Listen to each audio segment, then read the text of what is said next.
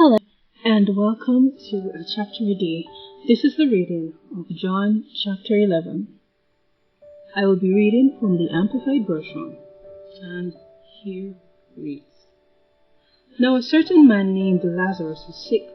He was from Bethany, the village where Mary and her sister Martha lived. It was the Mary who anointed the Lord with perfume and wiped his feet with her hair, whose brother Lazarus was sick. So the sisters sent word to him, saying, Lord, he, our brother and your friend, whom you love, is sick. When Jesus heard this, he said, This sickness will not end in death, but on the contrary, it is for the glory and honor of God, so that the Son of God may be glorified by it. Now Jesus loved and was concerned about Martha and her sister, and Lazarus, and considered them dear friends. So even when he heard that Lazarus was sick, he stayed in the same place 2 more days. Then he said to his disciples, Let us go back to Judea. The disciples said to him, Rabbi, which is teacher, the Jews were only recently going to stone you, and you are thinking of going back there again? Jesus answered, Are there not 12 hours of light in the day?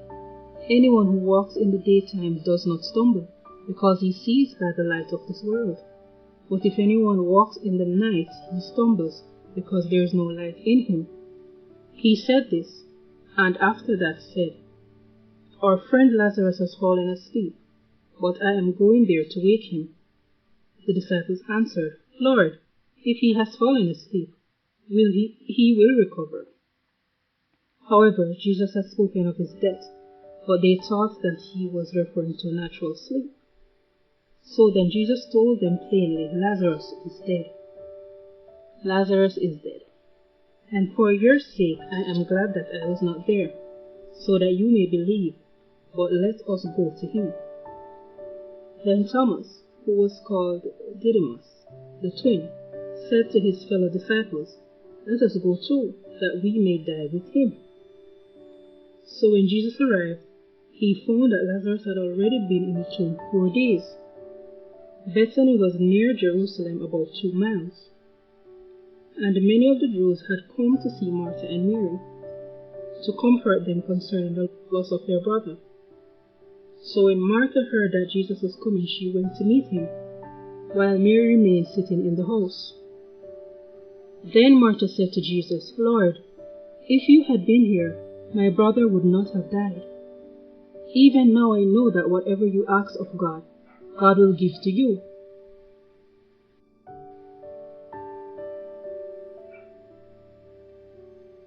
Jesus told her, Your brother will rise from the dead. Martha replied, I know that he will rise from the dead in the resurrection on the last day. Jesus said to her, I am the resurrection and the life. Whoever believes in, adheres to, trusts in, relies on me as Savior, will live even if he dies. And everyone who lives and believes in me as Savior will never die. Do you believe this? She said to him, Yes, Lord. I have believed and continue to believe that you are the Christ, the Messiah, the Anointed, the Son of God, he who was destined and promised to come into the world, and it is for you that the world has waited. After she had said this, she left and called her sister Mary privately, whispering to her, The teacher is here and he is asking for you. And when she heard this, she got up quickly and went to him. Now Jesus had not yet entered the village, but was still at the place where Martha had met him. So when the Jews who were with her in the house, comforting her, saw how quickly Mary got up and left, they followed her, assuming that she was going to the tomb to weep there. When Mary came to the place where Jesus was and saw him, she fell at his feet, saying to him, Lord, if you had been here, my brother would not have died. When Jesus saw her sobbing, and the Jews who had come with her also sobbing, he was deeply moved in spirit, to the point of anger at the sorrow caused by death, and was troubled, and said, Where have you laid him? They said, Lord, come and see. Jesus wept. So the Jews were saying, See how he loved him as a close friend? But some of them said, Could not this man who opened the blind man's eyes have kept this man from dying? So Jesus, again deeply moved with him, to the point of anger, approached the tomb. It was a cave, and the boulder was lying against it to cover the entrance. Jesus said, Take away the stone. Martha, the sister of the dead man, said to him, Lord, by this time there will be an offensive odor, for he has been dead 4 days. It is hopeless. Jesus said to her, Did I not say to you that if you believe in me, you will see the glory of God, the expression of his excellence? So they took away the stone, and Jesus raised his eyes toward heaven and said, Father, I thank you that you have heard me.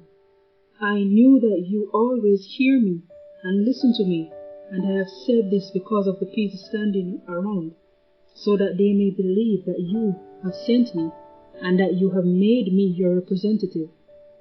When he had said this, he shouted with a loud voice, Lazarus, come out! Out came the man who had been dead, his hands and feet tightly wrapped in burial clothes, linen strips, and with a burial cloth wrapped around his face. Jesus said to them, Unwrap him and release him. So then, many of the Jews who had come to be with Mary, and who were eyewitnesses to what Jesus had done, believed in him. But some of them went back to the Pharisees and told them what Jesus had done. So the chief priests and Pharisees convened a council of the leaders in Israel and said, What are we doing?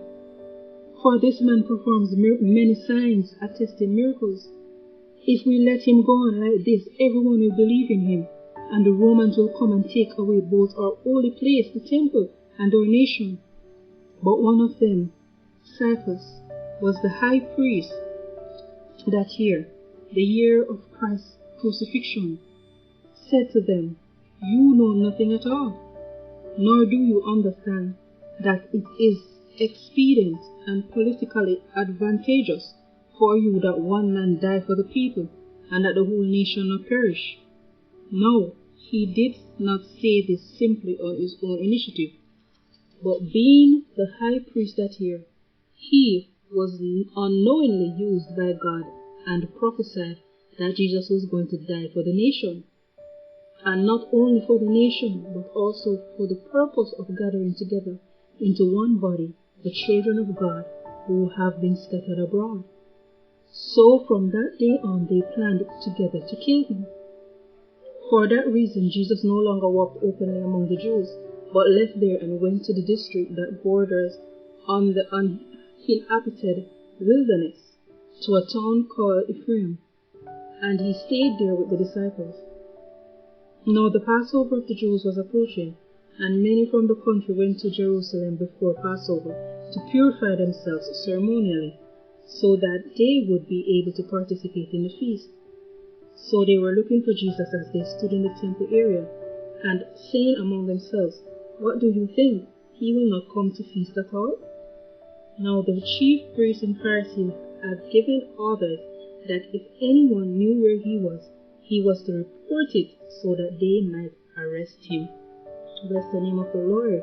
For a portion of his holy word, we honor it by saying thanks be to God.